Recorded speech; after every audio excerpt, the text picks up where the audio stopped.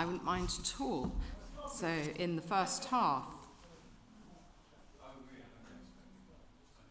just say stop. Okay, yeah, a little bit more. So in the first half, I'm going to read 11 poems. Pleasure.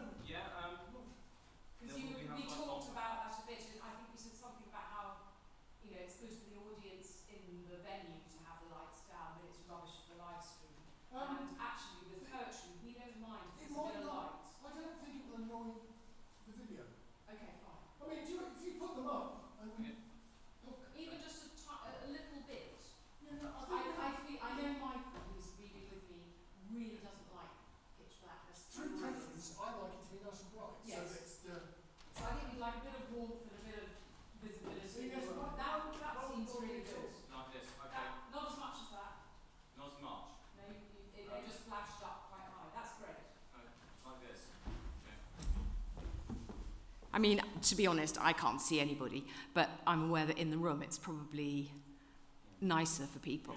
Yeah. Dean, what does that feel like? So we can see whoever's on stage as well for filming. Where we are now, I think is perfect. If this is what you need for it to be good for the filming for people at home, that's fine by me. It is very bright. If there's any chance of it being ever so slightly less bright, it would be lovely, but not if it's going to impact negatively on the film. It will if we turn it down. Okay, don't then. I'll just blink a lot. Very well lit though. Yeah. So I'm basically leaving the house lights on to just steering fish. Yeah. Would you prefer to see the audience? No, I don't care. Lights. My lights to be able to see. I suppose you have to, if it's Exactly. Yeah, exactly. It just the actual lights on in my face are very strong. Yeah, so you want to keep these house lights on. I think You can sort of see. I think so. Yeah, I think it's nice. Awful light. Maybe we'll turn off the awful light. Which is the workers. Oh, yes, so that one. That would be lovely if that one came off. Yeah, yeah, the awful light. Yay, lovely. Yeah, so But you'll have more lights up as people are coming in. yeah, we can do that. Yeah, and then turn it down. Actually, the people who are coming probably will like. Oh, okay. We like it. Coming in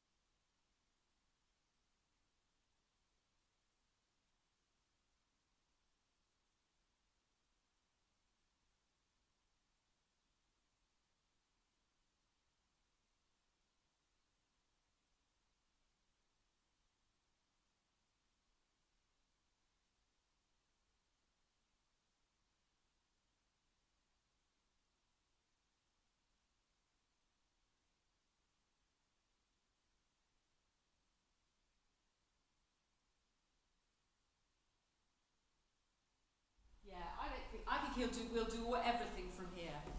Right. I'm thinking of just trying to get some volume from you. There's no need for me to cover your events. No. But it's just to try so when So, you're ready. well, And there's other important. You want to have a go? See how we go. Shall I? Oh, that sounds loud, doesn't it? Sorry. I'll quieten down. No, just ignore it altogether. He changed my 5 sixpences for half a crown. No, half a crown, actually. Assumed I'd love his bright idea, its weight and size. I feel that is overamplified. He smiled above my doubts, held out his open hand and pocketed my jingling 5, So, my Michael, perfect pile. we turned that down a bit because it was too big and boomy. Yeah. But it means you can speak without backing off at all. You can slightly project and it'll sound much more natural. So Yeah, I just read like this kind of thing. yeah. Permission to breathe. It wasn't easy. He was still flying missions then, navigating the Lancaster accurately into the flak. In the lift going up, the child inside me stays quiet. He likes it. The speed we rise with, the light that counts out each floor till we come to a teetering stop and the doors open by themselves. Keep going. Met him first, I thought, at Pete's 40th, and we got on well. But he knew me from school, it turned out. 4 or 5 years junior to me, the head boy he'd hated faithfully ever since, for some offence, or maybe just for the way I looked. He couldn't remember, but told me how, on a Sunday evening last September, chugging home into the cut against an offshore wind and looming banks of mud and cumulonimbus, he passed me, crouching in the stern of the Enterprise as it drifted backwards, yanking madly away at the outboard that wouldn't catch. Made his day. Good. That sounds good. Yeah? I don't know where Dean is, but I'd quite like to do one because I haven't had a check. You haven't done one? Not properly. No, I was just helping them. They're having a nightmare with the live stream, sending the link to the people. I can't do it. Right, so do you want to come and... I will, but I'd like Dean. You'd like Dean to be here? Yeah.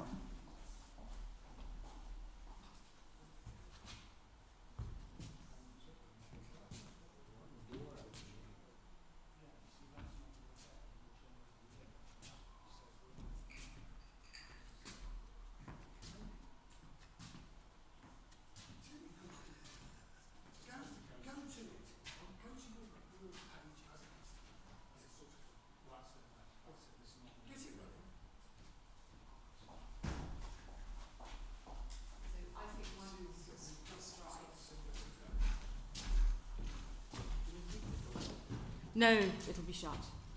It'll definitely be shut. Is Laurie there? No. Okay. Okay. It would be nice to get a cloth. This is really, really filthy. I'd like to wipe it before I put my beautiful book on it. Okay. So, how is this sounding, Dean? The visitor. As far as I know, he never even liked it here. But quite suddenly, after staying away almost 9 years, my father is back to visit me in Kerala, South India. So that's okay. That's okay, yeah. Fine. Yeah, I'm not finding it overly. Because it feels I enormous to me.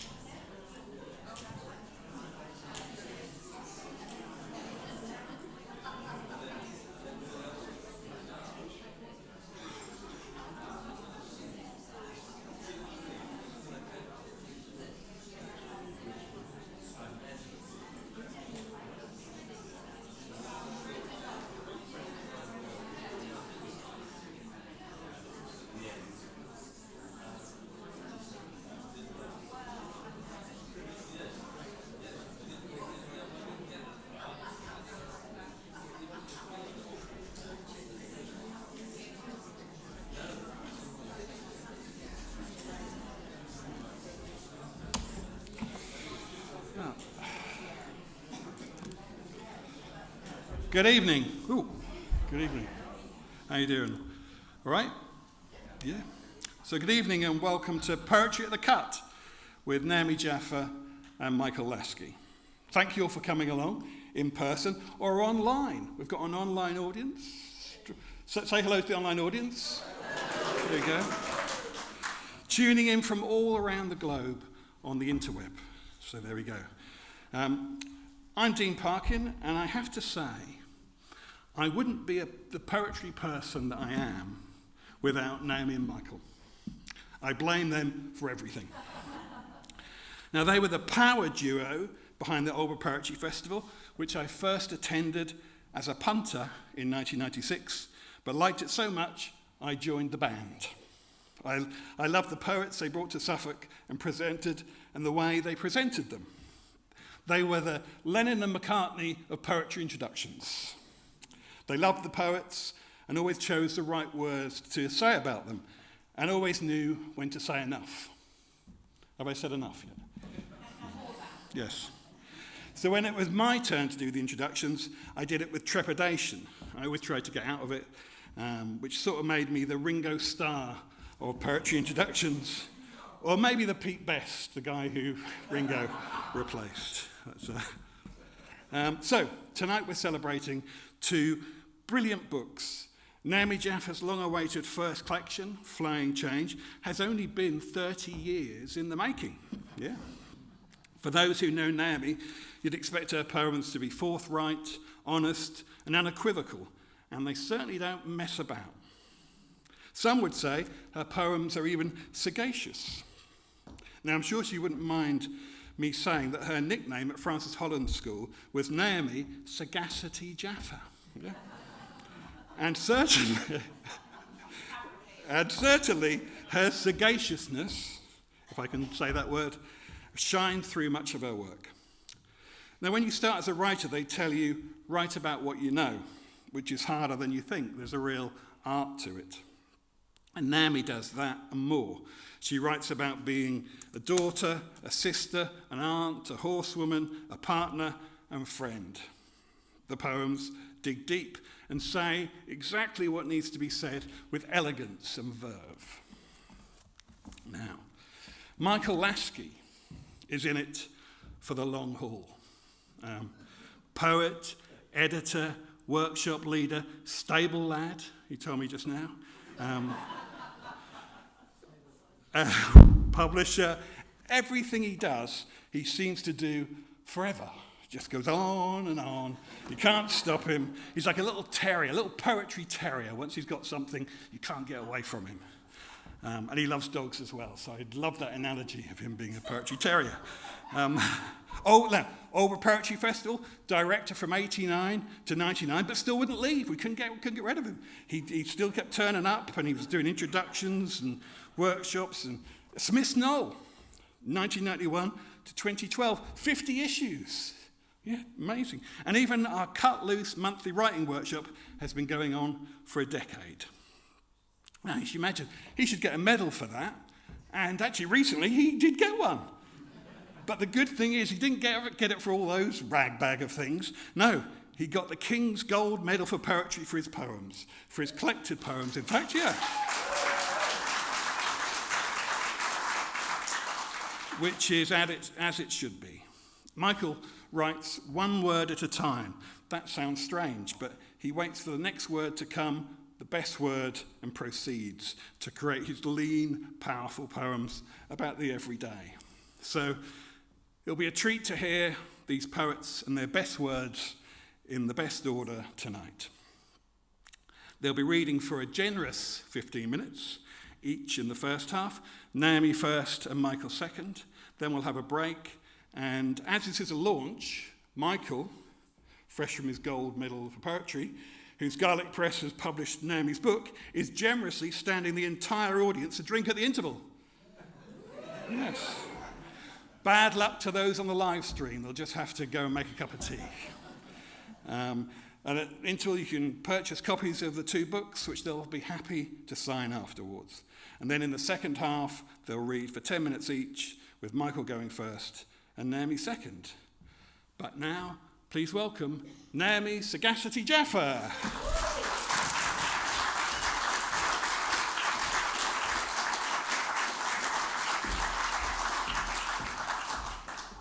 What a load of codswallop.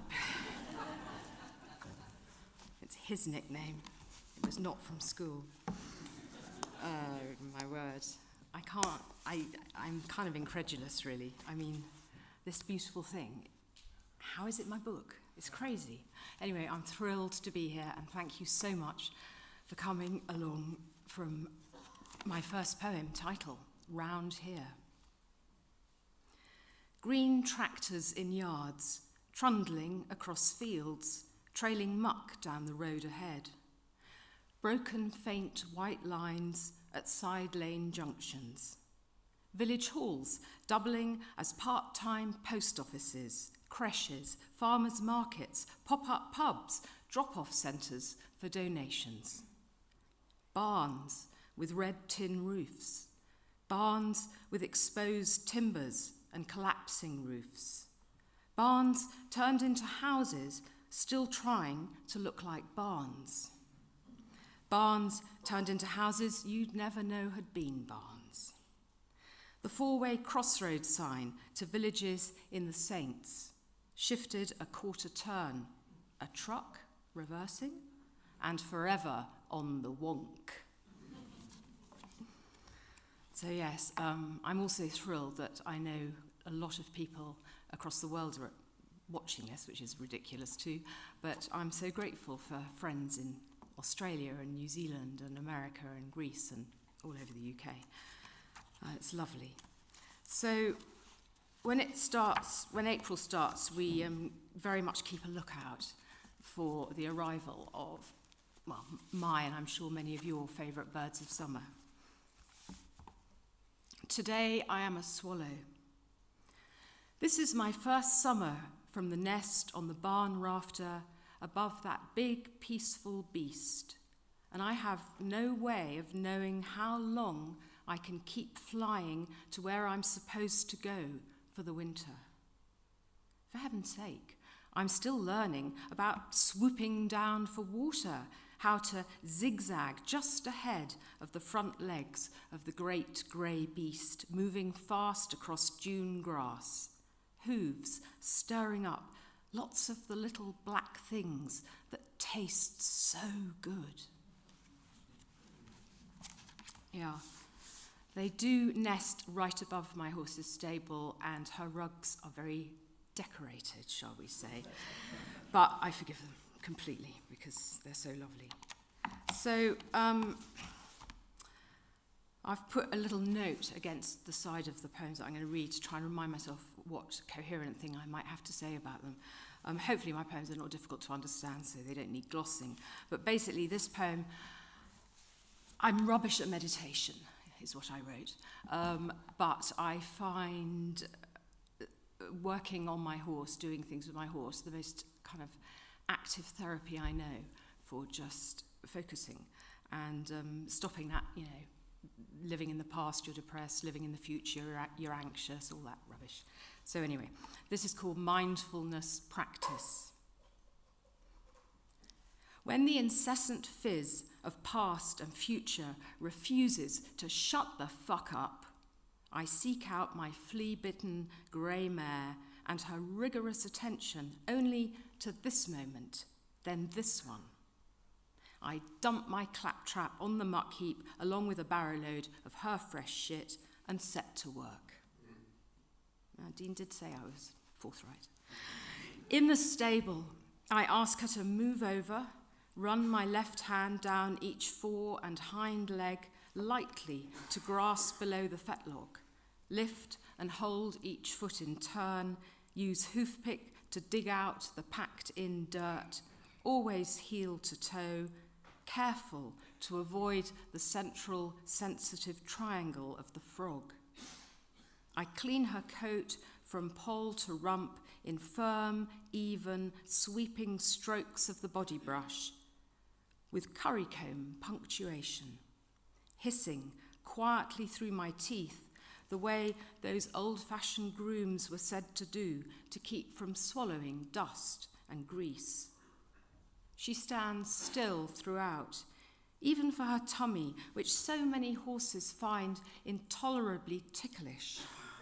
I detangle and brush out her nearly white tail, and we finish with her head, eyes half closed, ears drooped, great long face lowered to the rub of the bulb of my hand against the bone of her cheek, right where it itches most. So, yeah. Well, this book is called Flying Change, and there are quite a few birds in it, and the cover picture is particularly close to my heart.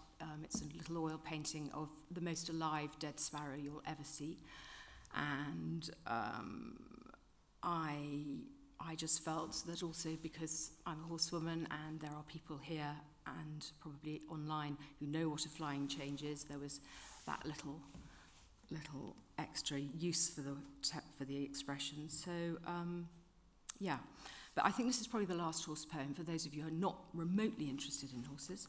But I hope that you'll get that this is a manoeuvre that's quite sophisticated and is quite hard to do without the horse getting a bit jazzed up or without me getting unbalanced or all that stuff. And so I wanted to celebrate this. Flying change. Oh, and sorry, the most important thing I must say, and I can't because I haven't seen everyone and now you're pretty much in darkness, but somewhere in the audience is Robbie Steer, who is House of Burt, who has done the most stunningly beautiful job of designing this cover and book, and I'm incredibly grateful. Thank you. Flying change. While I'd rather offend than bore with any story involving my grey mare, I feel impelled to share these few seconds from the day before yesterday when, beautifully straight, collected and powerful, she cantered down the centre line, and I thought, more than actually asked for, a flying change at X, and got it. And nothing else changed. No rushiness, no loss of balance or rhythm. The softness maintained right through until, together, 3 strides later, on the new lead, we quietly broke to a joyful free walk on a loose rein. If I never feel it again, I'm glad I felt it once. It's quite rare. So I'm going to read a kind of group of poems that are about my parents and about my family. And I would say breaking to a joyful free walk on a loose rein. My father was so much not loose about anything. He was one of the most particular men and very insistent on what was the right way to do things. Filleting a Dover sole. Never would my father allow any waiter to do the honours, and I thank him for his precision, for the satisfaction of lifting 2 clean fillets from the skinned top side, turning the whole sole over to slide the other pair clear, leaving a perfect skeleton to decorate the white plate. And, well, quite a number of years before I learned how to do that, my parents met. And it was a kind of story in the family, and I just appropriated it for this poem. Milton Glee Club Concert, Portsmouth, 1956. There should have been a photograph of when he stuck his head around her dressing room door backstage. He, already seeing she was beautiful, hoped more than anything she could really sing. She, somewhat on her high cultural horse, unprepared to fall instantly for the country's popular violinist. Yes, I wish there was a photograph of the split second their eyes met and stars aligned, our future all mapped out. So I grew up and my mother died in the house that we had as a family home in London in St John's Wood for 55 years, I think it was. And round the corner from our house was my grandparents' house, where my mother was actually born. Her big boast was that she was born on the first day of the general strike and she had to be at home because the hospitals weren't working. So Sunday lunch was a thing that we did most weekends. And I was always, well, I think you can tell what I was uneasy about in the poem. Sunday lunch. As eldest grandchild, I got to sit bottom right, next to Popper, at the head, and with the twitchy responsibility for the cream Bakelite button-push bell wired and fastened to the corner leg of the long, dark oak table which easily seated 12. My job, to ring for Violet once everyone had finished, set their knives and forks together down the middle. Most weeks, I got to press the button twice, 3 times if 3 courses. I learned how long to hold it in so as to ring clearly in the gloom of the narrow pantry. Too short, and it was a bark, or might go unheard above kitchen clatter. Too long, an impatient complaint to come sooner, quicker. I tried to send out a neutral signal for the next task, that we were ready and waiting, but in no hurry. And this poem follows on. I mean, if that was a sort of going back in time, this is a much more recent, dawning realization. Spoon, well, not that recent actually. Spoon. Can't help being born with a silver one rammed down my throat. Initials and birth date engraved on the finial of its sterling handle. And so hard to extract, given all those opinions, spoon-fed as facts. And it rhymes. That's not like me. Okay. So the book is kind of about 60% unpublished newer poems and the rest from my first 2 pamphlets. And this was one of the poems that made the cut. And it's a poem I was really thrilled to have been given to write. My father died in 1991 and he disappeared, and I didn't do lots of dreams, but this one was a real gift. I think I need a drink of water.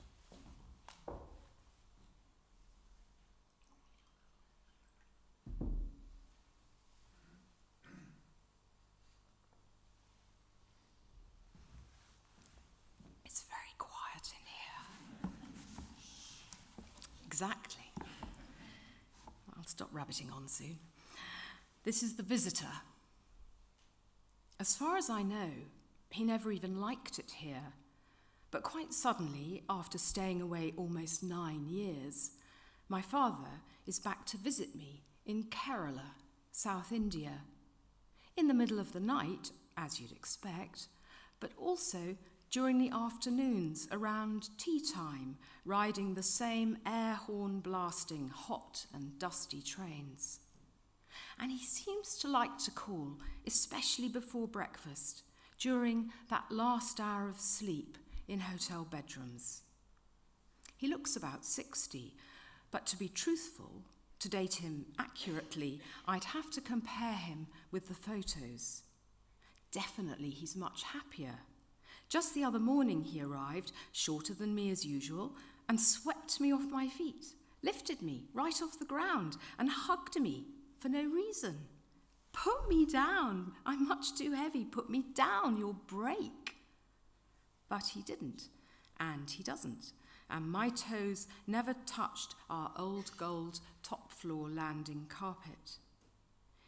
He fills out his trousers again, and his cheeks are back to normal, fat, tanned, glistening and clean-shaven. I kiss him and kiss him, inhale that mix of Gillette foam and Floris's rose geranium. And all the time, he dizzies me with smiles. So, that's my dad dead. And my mother, because one has to be balanced about these things. Well, it's sort of inevitable, I suppose, but my mother died after in the same year as my last pamphlet was published, Driver, and so I didn't get to write any grief poems about my mother for my last collection, so I thought, well, I better do it now. But there haven't been that many. But she, I adored her, she adored me. It was a pretty amazingly lovely relationship we had, even though I was probably a nightmare when I was young and we fought a lot. My sisters, who are probably watching this, will probably have an alternative reality, which I'd be very interested in. Anyway, she died on the 19th of December 2017, and we had her funeral on the 28th of December, which was my father's birthday, and it was all rather beautiful, but it's a pretty intense time of year, and there is a reference to the longest, shortest days, and it's, there's no daylight, and there's Christmas and all the rest of it. Signs. In those very early days afterwards, the signs were urgent and clear. She was with us, still here. In the washing up bowl, a best plate cracked in two in my hands. In the garage, returning the big pans after our first Christmas without her, over our heads, the light bulb exploded, all glass and darkness. She was putting on a show, we agreed, showing off. But the roses were a different story, for me only.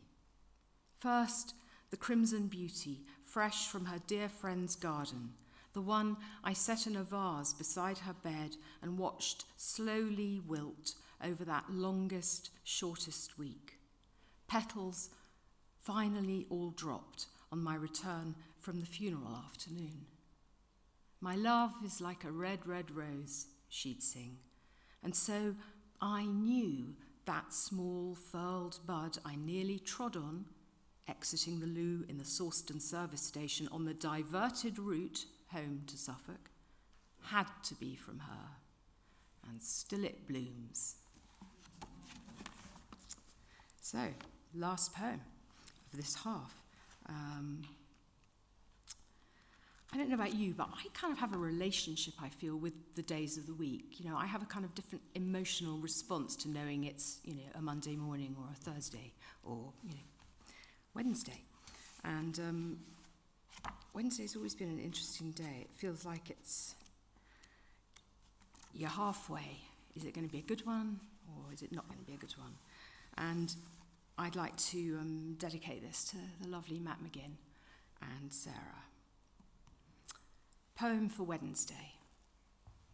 Oh, humpback of the week, yardstick of productivity, all to play for, seesaw pivot of possibility. Is your gaze, holding mine for fractionally longer than necessary, a sign of desire or disgust? Will we even make it to the weekend together? Sometimes Wednesday, I wonder why I bother.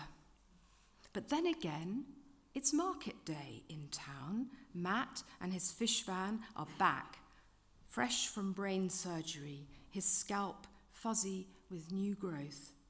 And here are plump scallops glistening on their bed of ice. And oh, Wednesday, I think, come on, let's go for it. Let's be lavish and splash out. Thank you.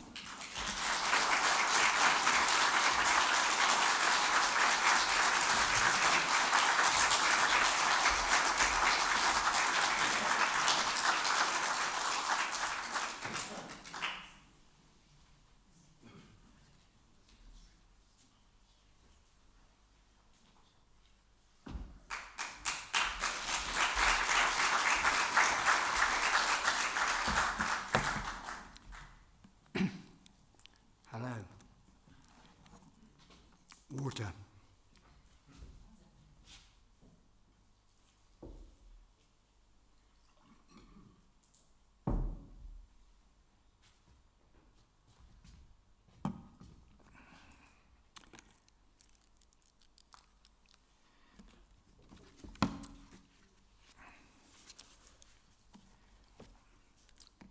So I'm beginning at the beginning. Called Permission to Breathe. It wasn't easy. He was still flying missions then, navigating the Lancaster accurately into the flak, into the foul-mouthed shafts of the searchlights. 15 shaken minutes from the aerodrome through the thin November dawn on his motorbike, and he was home. She was up already with Tim in the scullery, putting the nappies to boil in the bucket. Only one, the only one, he wouldn't be held, stiffened against him, struggled and wailed. It was tiredness, he told himself, tiredness and cold that had set the tick going again in his eyelid. Tilted by the child, she poured him stewed tea, and he took it to bed, warming his hands a little round the thick white china. Later, aware of a murmur in the hall, he guessed she was strapping him in, manoeuvring the pram, and he drifted off as silence settled. At the co-op, she collected the butter ration. At Willis's, pig's liver for their tea. And then she came home the long way round, beside the motionless, cloudy canal, where only a mallard made V's on the water. Tim fell asleep as they reached the gate, and suddenly limp from the broken nights, she flopped down by Dad in the blacked-out room. In that half hour, before Tim whimpered, I began, though I was nothing to them. As they slid apart, one of next door's hens started clucking, and Mum almost tasted new-laid eggs for lunch. She'd asked Betty, but Dad couldn't take his eyes off the barrage pounding up as they came in low for their final drop. So my parents married in the war, and like lots of marriages in the war, it was in haste and wasn't an easy marriage. And this is called Meeting Our Father. It's called.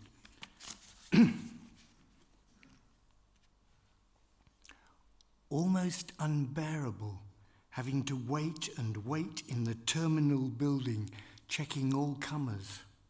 A year it had been, his job, Mum said, but we knew him at once, his features varnished, and raced to be first at his side and allowed to uncover the budgie.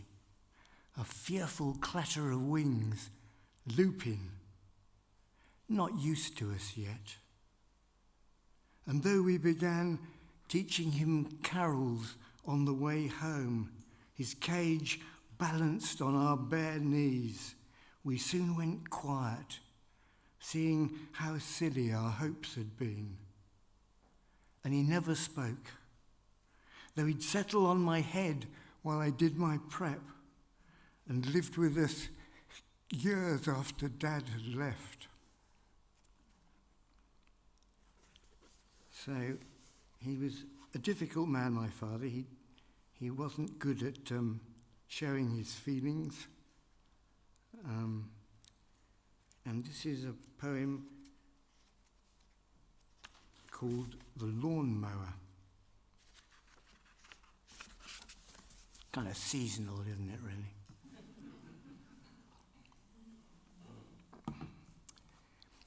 Irreproachable, the racket of the qualcast coming and going in the cool of the evening, every so often running on the spot while he empties the grass box. This is the man we've given up kneeling in the window watching the gate for. so intent on his stripes that he looks straight through our headstands, our new backwards skipping. Though the motor's died, the blades don't stop at once. We keep back, do as we're told, don't touch. It must be overgrown now, the grave.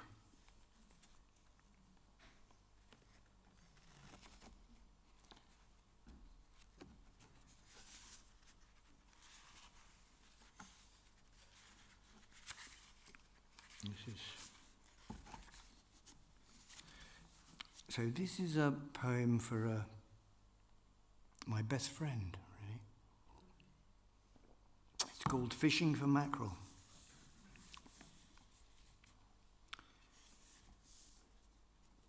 On all that wide water, he and I dispersed along flight paths of birds flocking across the unfenced fields of sky, and we wheeled freely back to the rocking boat with its wake running straight to Cly and our talk overlapping, interlocking. Till at length I asked, where's the rod and reel? And what bait do they take, these mackerel?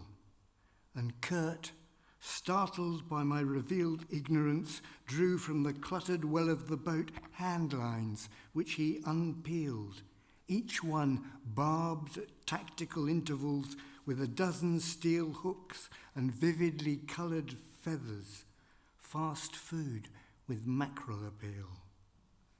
So we dropped our lines down into that nether world looming up underneath our keel and sat back to wait together. And if I was sceptical, if I was never to catch a mackerel, what the hell? If this was fishing, then no endeavour had ever suited me half as well, with half a mind on the hand's light tether, riding with Kurt on the slow sea's swell. Till this spell of content tensed, shattered, at a yank from below, a simultaneous yell of delight from Kurt as the shoal battered by, and we gathered our catch up into the bell of the air, their tails gonging like clappers, immaculate, miraculous mackerel. Not one at a time, but 4 or 5 jangling my line as the shoal without number or interruption still arrived, and while I was fumbling would have passed under our bows and vanished, had not Kurt, alive to my flapping, expertly unencumbered his line and mine and flung them back. And before I'd even half grasped my luck or my thankfulness, more fish snatched at our hooks. And although we must have struck and singled them out, yet we too were their catch, clutched by their bubbling life bursting up. When I think of happiness, I think of that.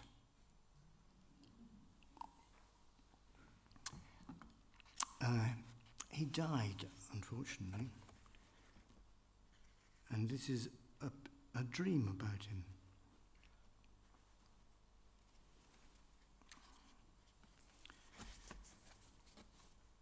Not that he wrote poems, but in the dream he'd been giving a reading, launching his latest collection. And once he was finished, with the audience drifting off, he wondered out loud if he'd sold any books.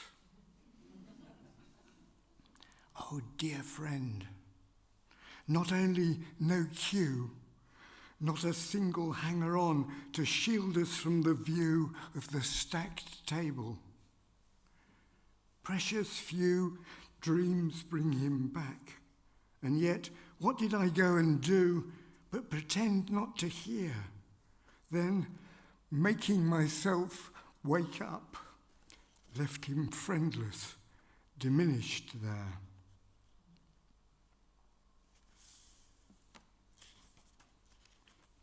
And this is a story he told me. This happened to him.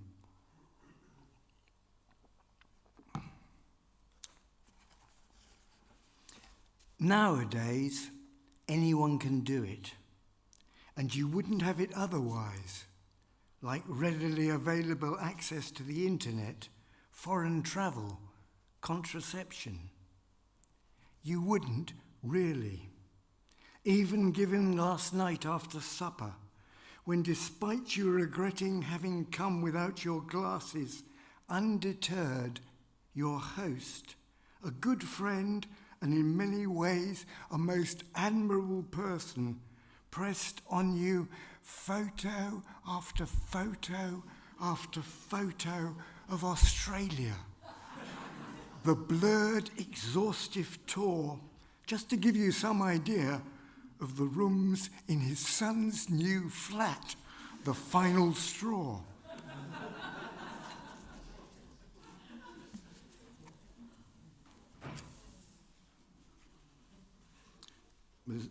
I'm going to do a poem about Australia in the second half too. So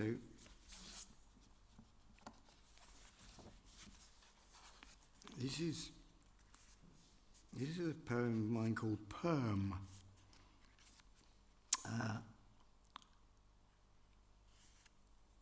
279.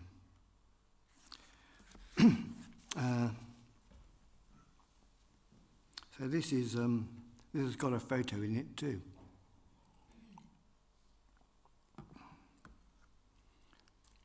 Perm meaning permanent wave, isn't it? Short for that. It wasn't, of course. You grew it out quite soon. Too much of a fiddle with work and two small boys. Maybe you weren't so keen on the look anyway, though I loved all those curls, such flamboyance. No need for the golden 30-something-year-old photo of the three of you on the verge of the faded cornfield picnicking. I haven't forgotten it yet. How much more permanent than that can you get? So there are two boys in that poem, and there are three boys in the next. And the marriage is a bit older. It's called Rain. So much rain, such a cloudburst, and the downpour going on so long that the children won't be fobbed off. They clamour for their boots and cagoules. They jiggle about while we unruck socks, struggle with zips. But they're out in it now, arms flung wide, rain tattooing their palms and their tongues, wading in the lake on the gravel, while we're back in the pantry mopping up, bringing buckets and meat tins and cloths to catch the grey drips that keep tracking through the tiles when the wind's in the east, that I said I'd get someone to fix. I'm reminded by that tightness in your lips. So I settle to the job, shift stuff off the shelves, clear the floor, the veg rack, dry pears, wipe the spatter off onions. Then later, when I'm calling them in for lunch, I find them squatting in the drive, our heavy spades flat out beside a land they've drained, with canals that connect and are linked to a sea with its shingle beach where space Lego figures stand waiting for a boat to ground. Turning at my voice, they frown, puzzled, as if they'd left me ages before and can't make sense of my English, my obsolete accent.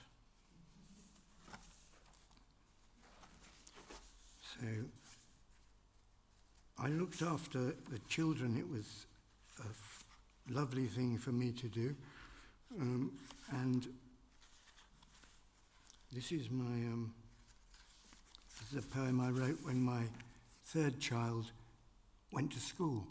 I suddenly thought, good heavens, they've all gone. It's called Registers. Out of the warm primordial cave of our conversations, Jack's gone. No more chit-chat under the blankets pegged over chairs and nipped in drawers. Throughout his first 5 years, an ear always open, at worst ajar, I catch myself still listening out for sounds of him in the sensible house, where nothing stirs but the washing machine which clicks and churns. I'm loosening his arms, clasped around my neck, detaching myself from his soft, protracted kiss goodbye. Good boy, diminishing down the long corridors into the huge, unknown assembly hall, each word strange, even his name on Miss Cracknell's tongue. And this is the last one. After this, we can have a drink. So this is about my second son, and it's about that kind of teenage bit. It's called The Light. At mid-morning, seeing the light in his bedroom still on, the blinds down, I swear out loud, earmark him for a piece of my mind. 3 hours it's been on, 3 hours since he left for school, and in all that time, I haven't thought of him once. A tug, and the blind rolls up on itself, amidst the dazzle of days when I ached with love that I'd point his way as he began number work, playtime, packed lunch. Thank you.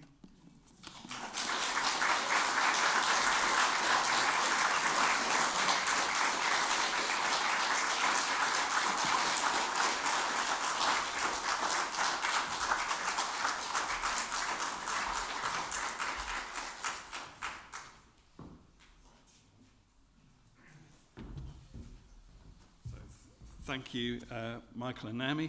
We're going to have an interval now, so go and claim your free drink. And live stream, go and put your kettle on, have a nice biscuit or a glass of wine, and we'll be back in about 15, 20 minutes. Thank you.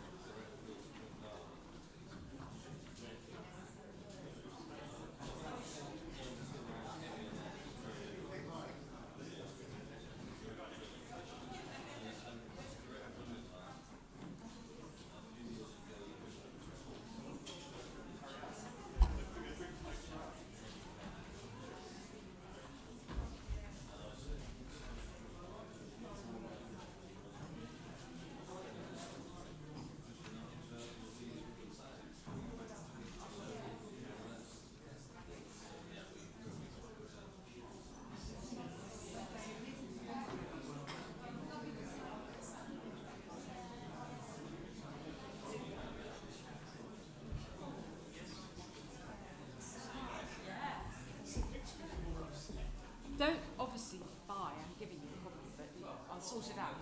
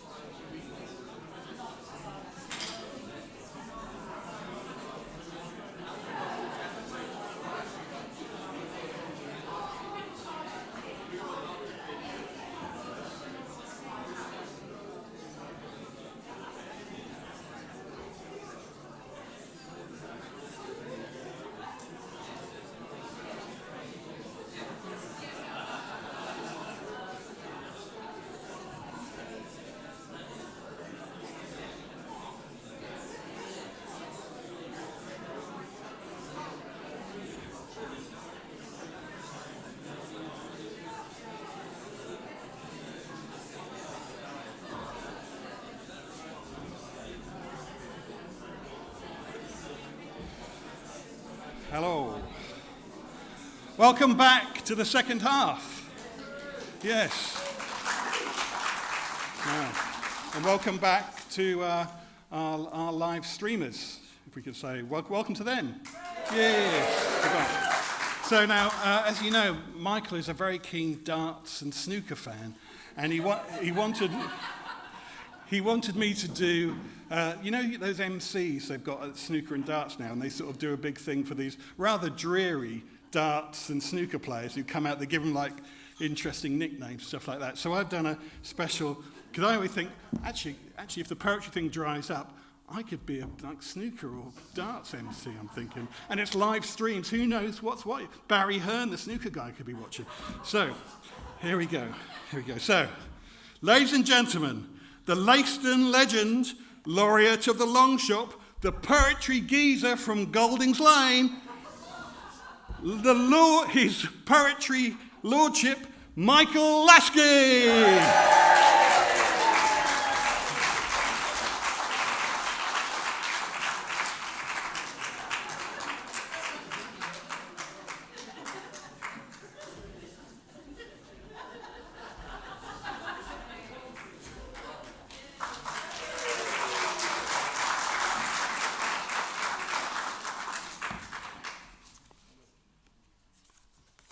Turn the page. So this is a seasonal poem. A seasonal poem's good, isn't it? So this is about nightingales, which are back. We heard them the other night on Westleton Heath. Lovely, a top quality singer. Nightingales. This is about not hearing the nightingales. It was a couple of years ago, 3 years ago. Who wouldn't feel a bit low, biking back into town again from another vain after-supper ride round our Nightingale woods, where they're 2 or 3 weeks overdue? And though it's worrying what we've done, it's a warm, still evening, perfect for hearing them sing. And being in no hurry to go in, I pedal on past my turning to check if it's true. Our local volunteer, shut up for years against the odds, has reopened. And yes, it's alive, lights, music. And inside this Saturday night, as I swing round the corner, a good crowd of mostly young men in both bars, with more arriving down the side street, one of whom, in reply to my evening, calls out, "Take your berry off, you cunt."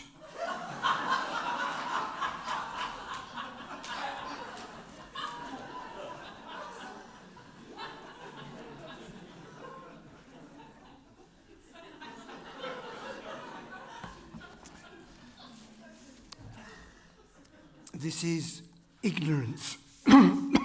Ignorance. I'll carry this with me each day. How at 20, in a library, I happened on photos I kept going back to pore over. Accounts of the camps I read with a terrible thirst I did my best to ignore.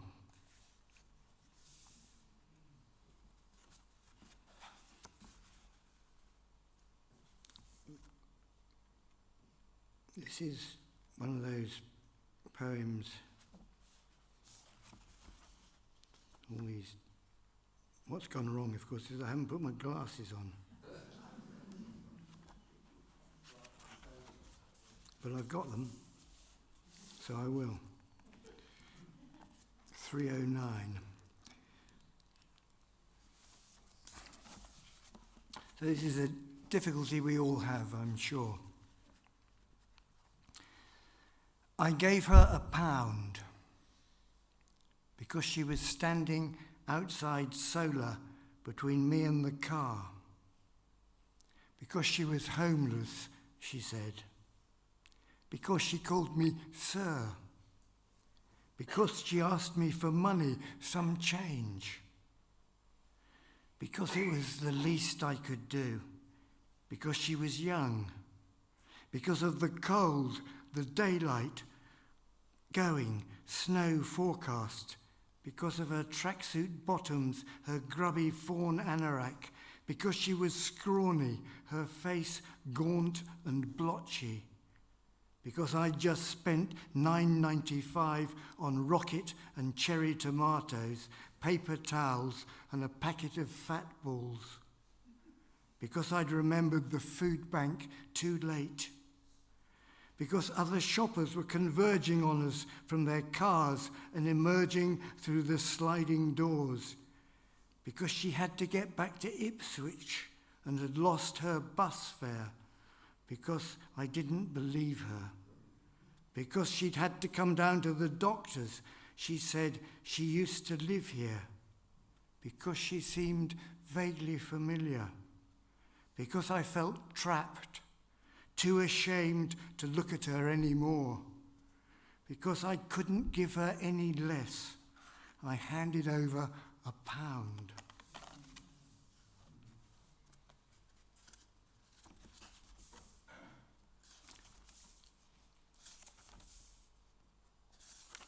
Here's Mood, another poem set in Leiston. Sometimes it works. A few words get through, can change your mood. Like today, chalked up on the A-board outside Bertie's, haircut while you wait.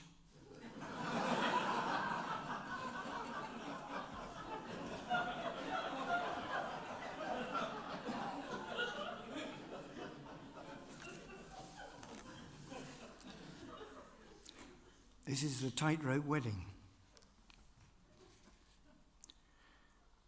We can't take our eyes off the young couple walking to meet one another on this cable strung between twin towers of the castle, 50 feet up in the air and no net. Arms wide, they're holding out matching aluminium balancing poles that are light but so long they bow slightly. We can see how the slim, dark-haired and suited groom bends his knees as he leans forward, shifting his weight onto the front foot to take his next step. The bride, we assume, must be doing the same, somehow holding sway over her stiff petticoats, the satin and lace. And adjusting to any gust tugging at her train, she comes on steadily, one white shoe showing its soft sole curved over the rope. They're wired up, they counterbalance each other, but they're not one flesh yet. We bite our lips, can't bear to look, are glad to be distracted by this tubby, game, down-to-earth priest, about to climb into the picture, up the fire appliances' steep but not impossible ladder.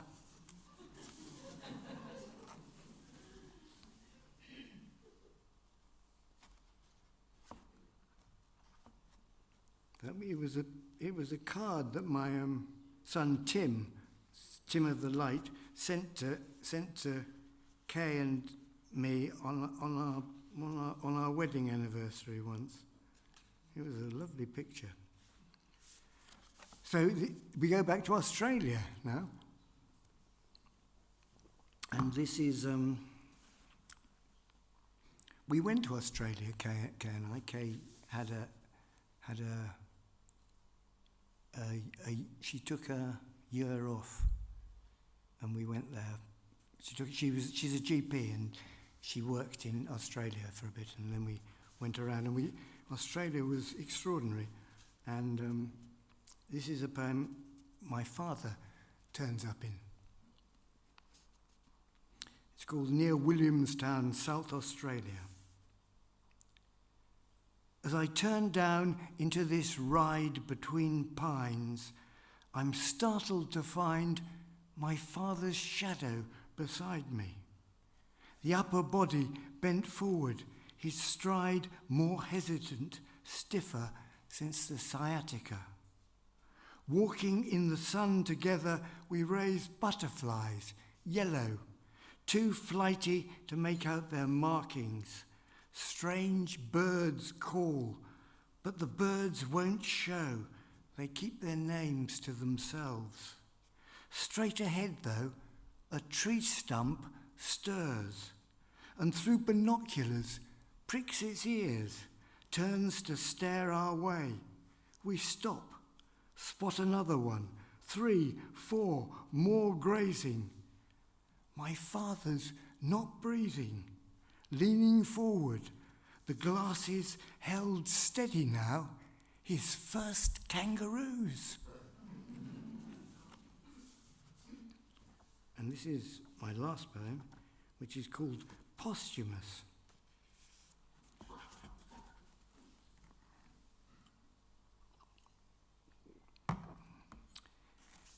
Make way, old man, as my dad on a good day used to call me. You've had your say.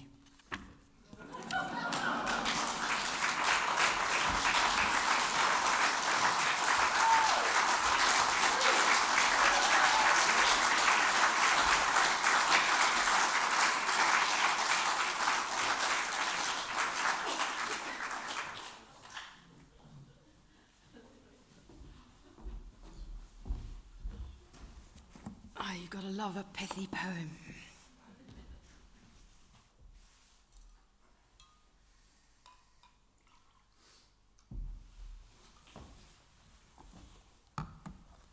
Can I just start by thanking the live stream, tech guys and AFCA and everyone at the Cut for making this just such a bloody marvellous occasion for me.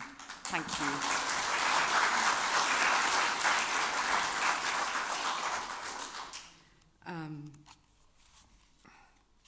I'm really enjoying it.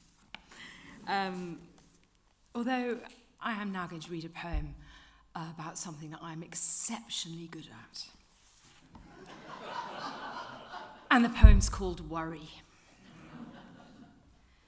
It is not helpful to say don't to those who worry about the milk being off, about all those felled trees, about tooth pain and the price of implants, about being mean-spirited or scared. Those who are born worriers carry the arcane weight of past lives, death in childbirth, falling out of favour at court, losing your best horse in battle, a weight born asleep and awake, worry coursing the very marrow. Better by far to say, I know, I know.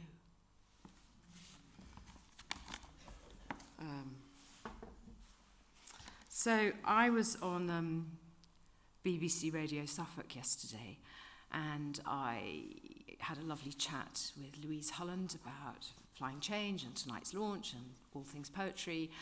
And I came off and I said to Dean, well, that was all very jolly, but nobody listening to BBC Radio Suffolk is going to come to the Cut. And who am I sitting next to in the front row but a young guy called Michael from Holland, who heard it on BBC Radio Suffolk and was so taken with my enthusiasm that he's here.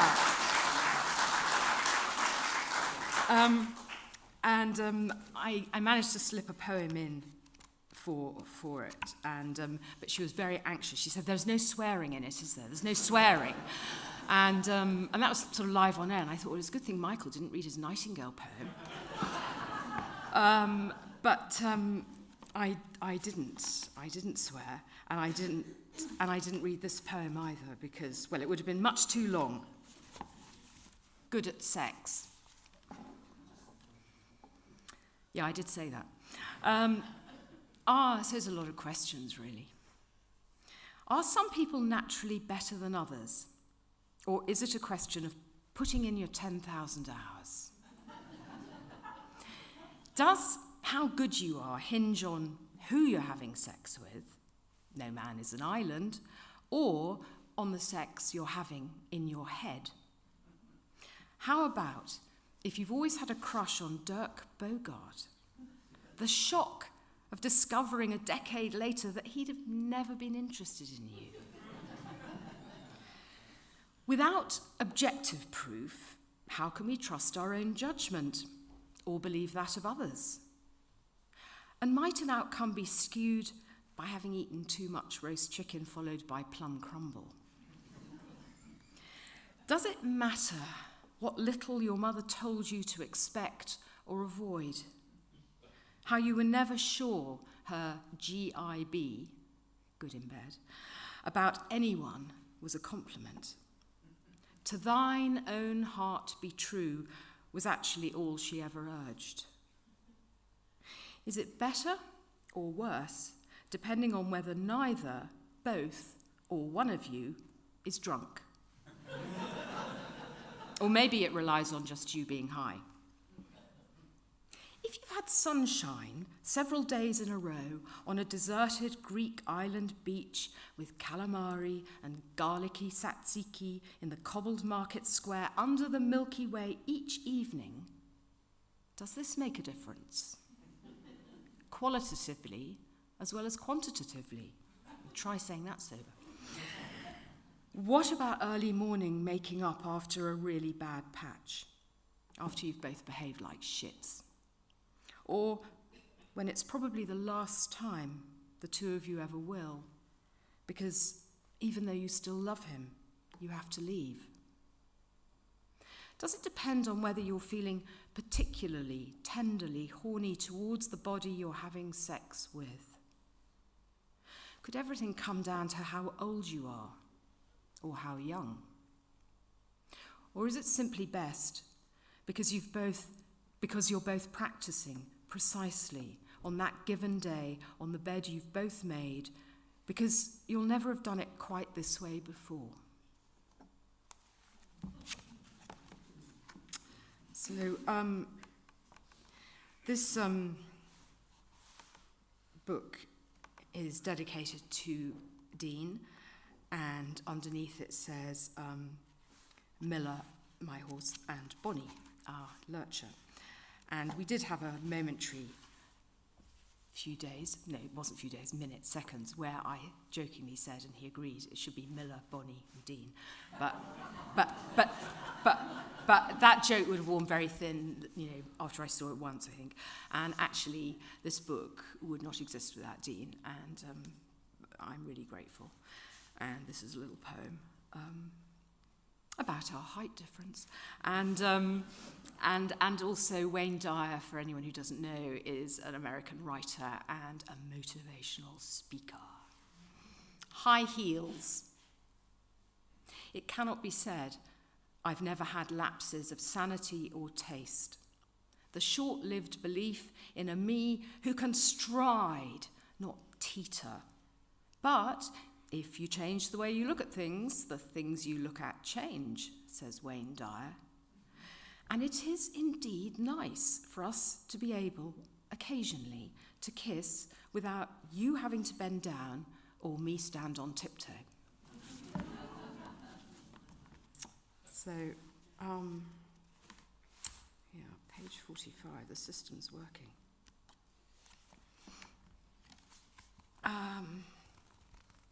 She used to say, I'd rather be blind than deaf, and I always thought that was the most hideous thing you could say. But as I got older, I wrote this poem. I'd like to be neither. Ears. Like my mother, I would not sacrifice mine for eyes, would not be without the thunderous clatter of the dog, full pelt on uncarpeted stairs, the mare's barely audible but conversational stable knickers. Bach. Long phone calls listening and being heard. Our blackbird and robin at first and last light, or that crow's guttural croak. And from the top of the house, her voice calling down to me. Darling. So, 2 poem warning, as they say.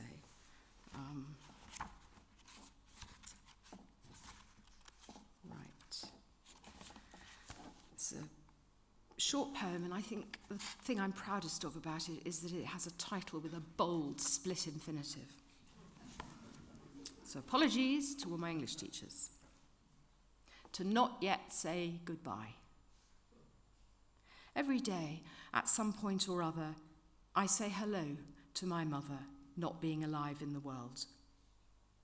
If I were to hold one of the shells from the old glass lamp base that used to be beside her bed against my ear, I'm sure I'd still be able to hear the sea. It's just on the tightrope of sentimentality, but hopefully I haven't fallen off. Right, and well, this is a kind of prayer and gratitude, and poems are about love and death, aren't they? So, yeah, thank you everyone for being here. I just can't believe the number of friends and people I love in this part of the world have joined me for this. Thank you. And the biggest thanks to Michael for publishing me and editing it into a really good book, I think. And yes, last poem. And thank you to the live streamers, because it's just lovely to know that you're sort of out there listening to this. And I can't name check you all because I don't know everyone. But, yeah. Let the deaths of our beloveds, the 2 and the 4-legged, be timely and with little or no agony. I've seen it done, the mare head in a bucket of oats. My grandfather sitting down to dinner, feeling a bit queer. My father in his wing-backed chair, sporting life on his lap, missing the afternoon racing. My mother, at 91, still in her own bed, face composed in sleep. May they be timely too, the deaths of your beloveds. Thank you very much.